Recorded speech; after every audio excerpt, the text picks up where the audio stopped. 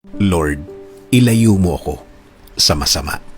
Panginoon, maraming salamat sa bagong araw na ito. Maraming salamat sa mga bagong pagpapala na ibibigay mo sa akin. Salamat sa mga ibinigay mo sa akin noong mga nakaraang mga araw. Salamat dahil alam kong patuloy mo akong aalagaan ngayong araw at sa mga susunod. Lord, ilayo mo ako sa masama. Alam ko na bahagi ng mundong ito ang kasamaan at ibang klase na din ang kasamaan sa mga panahong ito. Patindi na ng patindi. Wala nang sinisino. Lahat pwede itong maranasan. Lahat pwedeng mangyari kanino man sa araw-araw. Pero alam ko, Lord, na kapag ikaw ang kasama namin sa mundong ito, walang panama ang mga kasamaan. Kahit anong uri pa ng kasamaan yan, alam naming kayang-kaya mong ipatigil at agad-agad natitigil at agad-agad na mawawala. Huwag niyo pong hayaan ng mga taong nagbabalak ng masama sa akin na matuloy ang kanilang binabalak, na matuloy ang kanilang gustong gawin sa akin at wasakin ang mga magagandang nangyayari sa akin ngayon. Marami po sila, Lord.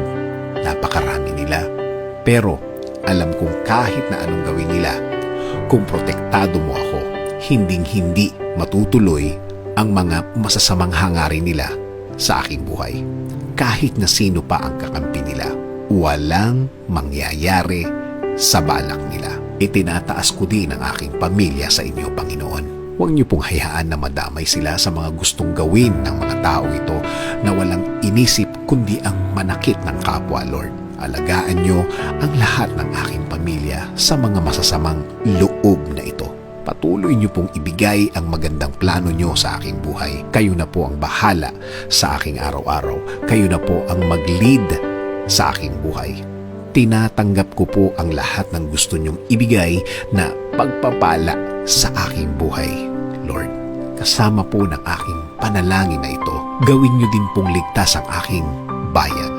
Alam ko na kapag ang isang bayan ay may Diyos, protektado sa masama, alam po namin na kahit na anong problema ang nasa aming bansa ngayon, malalampasan namin ito.